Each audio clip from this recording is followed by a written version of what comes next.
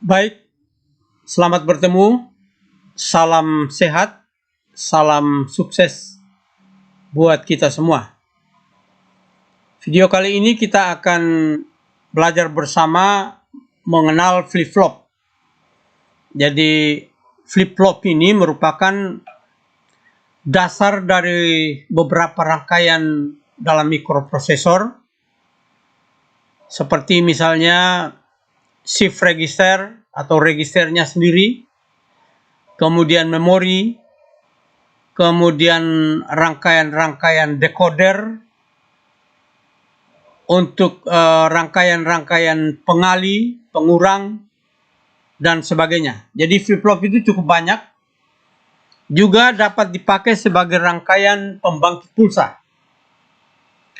Flip-flop yang kita akan pelajari ada beberapa jenis flip-flop. Yang pertama RS flip-flop, ya. Kemudian ada clocked flip-flop, kemudian D flip-flop, dan ada JK flip-flop. Mari kita sekarang belajar bersama tentang flip-flop ini. Flip-flop ini dapat dirangkai dari gerbang NAND, ya, seperti ini misalnya, atau juga dari gerbang NOR. Jadi gerbang NOR atau gerbang NAND dapat digunakan sebagai rangkaian dasar dari flip-flop. Untuk RS flip-flop, kita menggunakan dua buah atau dua gerbang NAND seperti ini, dirangkai sedemikian rupa sehingga salah satu input dari satu gerbang NAND yang pertama dihubungkan dengan output gerbang NAND yang kedua. Sebaliknya juga gerbang NAND yang kedua inputnya dihubungkan dengan output gerbang NAND yang pertama. Lalu sisanya adalah S dan R. Oleh karena itu disebut dengan flip-flop atau RS atau SR atau RS flip-flop. Ya, seperti ini. Jadi inputnya ada dua, outputnya juga dua, yaitu key dan key complement atau not key. Key dan key complement sebagai outputnya, di mana inputnya S dan R. Simbol yang biasa kita pakai seperti ini, jadi ada segitiga biasa, segi empat biasa saja. Lalu S-nya satu deret dengan key-nya atau dengan output key-nya. Kemudian R-nya di ujungnya atau satu deret dengan key complement atau not key-nya atau output complement-nya. Jadi seperti ini, simbolnya hanya seperti ini. Nah, karakteristiknya dapat kita telusuri dari sifat masing-masing komponen ini, di mana kita tahu bahwa apabila salah satu input atau salah satu input dari gerbang NAND ini 0, maka outputnya pasti 1. Ya, jadi salah satu inputnya 0, pasti outputnya 1. Nah, karena output ini dihubungkan dengan di sini, maka ini 1. Kalau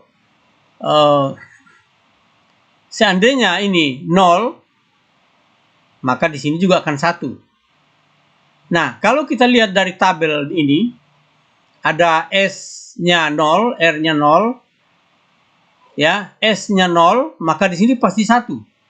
1 ini dihubungkan ke sini, tapi karena R-nya 0, maka di sini juga 1. Nah, kondisi key dan key komplementnya sama-sama 1, itu disebut terlarang atau kondisi-kondisi terlarang. Kenapa kondisi terlarang?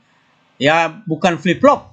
Karena flip-flop itu pasti 1-0 atau 0-1. Namanya flip-flop. Jadi flip-flop itu artinya 1 dan 0. Nah, karena ini 1-1, maka ini disebut kondisi terlarang. Ya, di mana kita tahu bahwa flip-flop, RS flip-flop ini biasa disebut dengan asynchronous flip-flop atau input asynchronous. Ya, asynchronous artinya tidak serentak, ya. Kalau sinkronous serentak. Nah, jadi kalau S-nya 0, R-nya 0, input R dan S ini 0, maka kondisinya terlarang. Kenapa terlarang? Karena outputnya menjadi 1-1. Demikian, ketika S-nya 0, R-nya 1, maka S0 ini membuat key komplementnya 0. Kita lihat. S-nya 0, ya. S-nya 0, ya. 0 kali 1, ya, pasti di sini 1. 0 kali 0 pasti di sini 1. Jadi kalau ini S-nya salah satu, S-nya ini 0, maka di sini pasti 1. Jadi S-nya 0, ya. Ya, S-nya 0, maka key-nya pasti 1. Demikian juga di ini. S-nya 0, key-nya 1. Karena key-nya 1, di sini 1, kemudian R-nya, misalkan R-nya 1, maka 1 tetap juga 1, ya. Pada key-nya 1, kemudian R-nya 1, maka key-nya juga menjadi 1. Ya, key-nya 1, kemudian key komplementnya 0. Nah, kondisi ini karena key-nya, ya, 1, maka disebut kondisi set. Karena key-nya 1. Kemudian kalau misalkan ini R-nya, S-nya 1, R-nya 0, maka key-nya menjadi key reset atau 0, key 0. Tapi key komplementnya 1. Jadi kondisi set, kondisi reset. Kemudian kalau S dan R-nya 1, S-nya 1, R-nya 1, ya. Ya, kita lihat apa yang terjadi. Karena S-nya 1, 1 kali 1 pasti di sini 0. Ya. 1 kali 0 di sini 1. Tetapi, ya, kita lihat kondisi sebelumnya seperti apa. Kalau ketika S-nya 1, R-nya 1, maka ini disebut kondisi memori atau holding kondisi. Ya. Holding kondisi, atau kalau sebelumnya 0 berarti di sini juga 0. Ya, karena sebelumnya 0, karena dia holding. Ini berarti 1. Maka seperti itu yang terjadi ketika S-nya 1, R-nya 1, maka dia akan mengingat outputnya akan mengingat kondisi sebelumnya. Oleh karena itu disebut holding. Nah, kondisi holding inilah yang dapat direkayasa baik untuk memori maupun untuk register. Jadi inputnya, ya, ketika inputnya dua-duanya 1, maka outputnya akan mengingat kondisi sebelumnya. Ya, ini untuk RS flip-flop. Selanjutnya kita lihat RS yang kedua atau flip-flop yang kedua. Ya, disebut dengan T flip-flop. Bentuknya adalah RS flip-flop ditambahkan 2 gerbang lagi, 2 gerbang NAND seperti ini. Jadi ini RS flip-flopnya. Lalu inputnya dihubungkan lagi dengan sebuah gerbang NAND, ya, untuk gerbang pertama, gerbang kedua juga sebuah gerbang NAND. Lalu kaki inputnya dihubungkan menjadi clock. Nah, clock inilah yang menyebabkan dia disebut sinkronos, ya. Jadi akan menjadi input sinkronos. R dan S-nya menjadi input sinkronos. Jadi bisa serentak, ya. Jadi serentak. Nah, kita telusuri pada outputnya karakteristiknya. Jadi seperti misalnya, ya, pada clocknya 1, ya, kondisi 1, biasanya ini digunakan sebagai standar.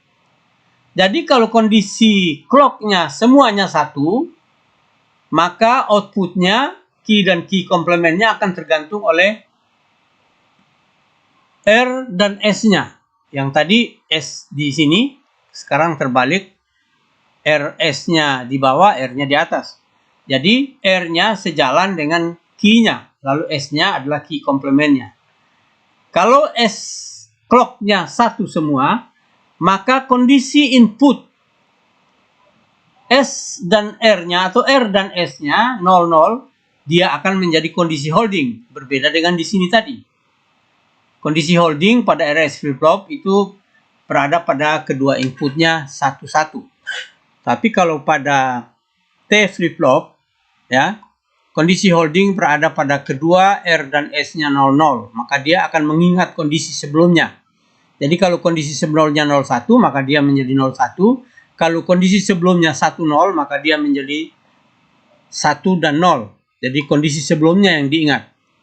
Lalu ketika S-nya S-nya 0, maka dia akan key-nya akan menjadi 0. Ya, key-nya akan menjadi 0, kemudian key komplementnya menjadi 1.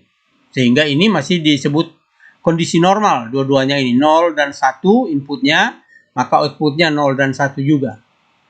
Lalu pada T flip-flop ini ada kondisi terlarangnya.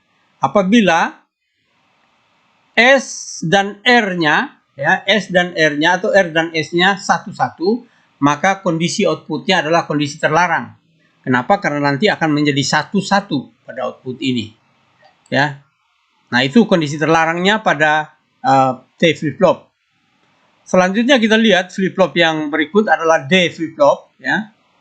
D flip-flop, di mana T flip-flop yang tadinya T flip-flop, kedua R dan S-nya dihubungkan oleh sebuah gerbang NOT, sehingga menjadi satu input saja, dua inputnya dengan clock-nya.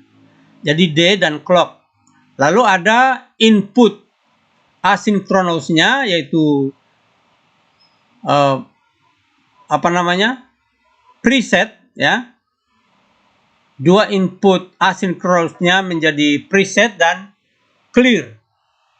Dua ini diberi tanda seperti ini namanya artinya active low. Karena ada titik besarnya di sini. Ini juga demikian. Dia akan aktif kalau kedua-dua ini dihubungkan low. Dihubungkan dengan tegangan 0 misalnya. Lalu bagaimana dengan outputnya?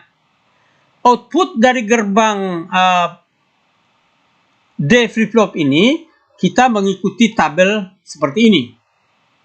Ya, di mana ada inputnya, ya. Ada outputnya di sini. Lalu inputnya dibagi lagi menjadi dua, yaitu input A sinkronos, yaitu input PR atau preset dan clear. Ya, bisa juga ini ditulis set, bisa saja. Tapi biasanya pada simbolnya preset dan clear itu biasa disebut dengan input asinkronos. Kemudian dua input yang lain, karena ada 4 input, ya, karena ada 4 input, ini 1, 2, 3, 4. Input yang lain adalah disebut dengan synchronous input. Ya, synchronous input artinya sangat tergantung dari clock kit yang ada di sini. Dari clocknya kalau 1, ya, dan pada dasarnya biasanya digunakan 1 sebagai clocknya, ya. Kalau 0 berarti akan berbeda. Jadi sangat tergantung dari sini, sehingga kalau untuk input asinkronosnya 0 dan 1, maka di sini outputnya menjadi 1 dan key komplementnya atau not key-nya adalah 0. Demikian juga kalau PR-nya 1, presetnya 1, clear-nya 0, maka key-nya menjadi 0 dan key komplementnya 1. Nah, key 1 disebut set, key 0 disebut preset. Ya. Nah, bagaimana kondisi terlarangnya ada di mana? Kondisi terlarangnya apabila input asinkronosnya dua-duanya 0, lalu input sinkronosnya tidak diperhatikan, entah 0 atau 1 tidak ada urusan. Tapi yang jelas kondisi terlarangnya atau tidak dikehendaki ketika presetnya 0 dan clear-nya juga 0. Itu tidak dikehendaki karena dia menjadi aktif tadi. Aktif artinya tidak berfungsi lagi untuk kondisi yang lain karena hanya clear dan setnya yang seperti itu. Kalaupun demikian, kondisi pada outputnya masih tetap stabil. Tetap stabil. Kenapa? Karena hanya tergantung dari D dan clock-nya saja. Nah, kemudian kondisi setnya ya, kondisi setnya justru ada pada asinkronosnya 11, kemudian input sinkronosnya juga 11, maka key-nya menjadi 1, kemudian key komplementnya menjadi 0. Demikian juga kalau misalkan D-nya ya, D-nya 0, dia akan menjadi 0, kemudian D-nya 1, dia akan menjadi 1 pada kondisi presetnya semuanya 1 dan clock-nya 1. Jadi preset, clear, dan clock-nya 1-1, maka outputnya sangat tergantung dari D-nya sendiri. Output yang dimaksudkan itu adalah key-nya. Ya, key-nya. Ini untuk D flip-flop. Nah, D flip-flop ini juga dipakai baik sebagai decoder, juga sebagai elemen memori. Dalam perkembangannya seperti itu. Sekarang kita lihat ada flip-flop yang terakhir. D flip-flop kita sudah bahas. Kemudian yang terakhir adalah JK flip-flop. Nah, JK flip-flop ini sebenarnya ada dua lagi. Ada master slave JK flip-flop, ada JK flip-flop. Masih ada master slave JK flip-flop. Tapi yang pada kesempatan ini kita akan membahas khusus untuk JK flip-flop. JK flip-flop ini ya adalah sama tadi dengan dasarnya D flip-flop. Ya, D flip-flop ini tanpa node-nya. Jadi tetap dua inputnya, ya. Lalu kita hubungkan ada dua gerbang N. Ingat, ini ada gerbang N di atasnya, di bawahnya. Lalu output key-nya dihubungkan dengan input N yang pertama. Demikian juga key komplementnya dihubungkan dengan N yang kedua. Lalu sisa input N yang pertama dan N yang kedua ini dijadikan input JK. Input J dan K. Kemudian ada clock-nya. Ini pun masih sinkronos namanya. Jadi tetap ada sinkronosnya. Jadi sinkronosnya ada presetnya, ada clear-nya. Lalu ada 3 inputnya, yang satu clock atau untuk trigger. Kemudian JK flip-flopnya, JK inputnya sebagai input. Nah, biasanya di dalam penggunaan ini juga dapat dijadikan D flip-flop. Tinggal dihubungkan J-nya dengan K-nya melalui node, jadilah D flip-flop lagi. Jadi fungsinya sama dengan di atas. Nah, untuk karakteristiknya ini dapat kita gambarkan dengan bentuk gelombang seperti ini, bentuk grafik seperti ini. Jadi kalau pulsanya ya, clock-nya berbentuk pulsa seperti ini. Ya, misalkan ini 100 Hz misalnya. Dalam arti dalam 1 detik itu ada 100 pulsa. Ya, seperti ini. Misalnya. Kemudian J dan K-nya kita setting dengan 1 menjadi 1 semua, dihubungkan dengan 5 volt semua, dua-duanya. Maka clock-nya ya akan menentukan key-nya. Key-nya seperti apa ditentukan mutlak oleh clock-nya saja. Di mana key-nya adalah menjadi setengah dari frekuensi clock-nya. Jadi kalau frekuensi clock-nya misalkan 2 pulsa ya. 2 pulsa jadi 1, 2 misalnya, atau hitung nolnya 1, 2, maka key-nya hanya 1 pulsa, yaitu 1, 0. Jadi pada clock-nya 2 pulsa, outputnya key-nya 1 pulsa, maka ini dapat difungsikan sebagai rangkaian pembagi atau nantinya di dalam rangkaian pencacah. Ya, rangkaian counter. Ya, jadi saya kira untuk JK flip-flop ini seperti ini. Jadi ketika J dan K-nya dihubungkan dengan tegangan 5 volt atau 1, logika 1, maka outputnya hanya tergantung dari clock-nya dengan frekuensi outputnya setengah dari frekuensi clock-nya apabila dihubungkan dengan 1 JK flip-flop. Jadi kalau untuk 1 JK flip-flop, output ini menjadi setengah dari pulsa atau frekuensinya setengah dari pulsa clock. Bagaimana kalau 2 dihubungkan, misalkan ini inputnya, output ini dimasukkan lagi ke sebuah JK flip-flop, maka dia akan menjadi pembagi 4. Karena 4 clock, ya, 4 clock inputnya, maka outputnya menjadi 1 pulsa atau 1 clock. Jadi kalau ini 100 dibagi 4 berarti ini tinggal 25. Frekuensinya 25. Dan seterusnya seperti itu. Nah, saya kira untuk D flip-flop kita punya IC, ya, kita punya IC seperti ini. Untuk D flip-flop itu sudah ada IC TTL-nya 7474 dengan kaki 1 sebagai presetnya, kaki 2 sebagai datanya, kaki 3 sebagai clocknya, kaki 4 sebagai clearnya, kaki 5 sebagai key komplementnya, dan kaki 6 sebagai output key-nya. Demikian juga yang satu ini, ya. Demikian juga untuk D flip-flop yang lain, karena dalam satu IC ini ada 2 buah D flip-flop yang masing-masing terpisah.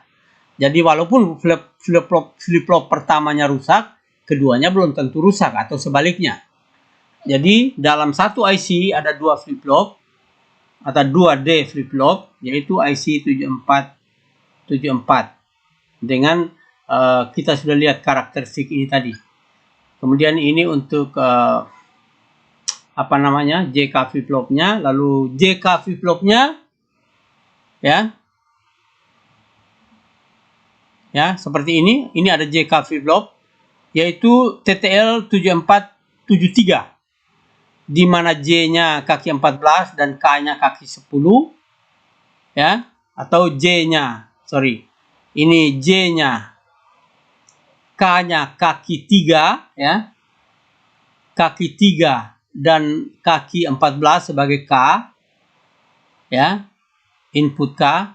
Kemudian input clear-nya ada pada kaki 2, kemudian clock-nya ada pada kaki 1. Kemudian output key-nya kaki 12, output key komplementnya ada di kaki 13. Demikian juga untuk yang flip-flop JK flip-flop yang satu ini, dari 7473 ini, yaitu J dan K-nya ada pada kaki 7 dan kaki 10, kemudian key-nya kaki 9, key komplementnya kaki 8, clock-nya di kaki 5, kemudian clear-nya ada di kaki 6. Ya, demikian juga terpisah, rusak JK flip-flop yang satu bisa kita gunakan.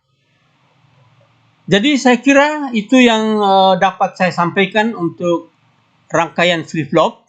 Nanti dalam penggunaannya kita akan kembangkan menjadi rangkaian memori, kemudian untuk register, untuk decoder, dan sebagainya, sebagaimana yang saya sudah katakan tadi. Saya kira demikian, mudah-mudahan berguna. Selamat belajar. Semoga sukses. Kalau ada pertanyaan, silakan dicantumkan di kolom komentar pada channel YouTube saya. Nanti saya upload ke YouTube. Saya kira demikian, mudah-mudahan berguna. Selamat belajar.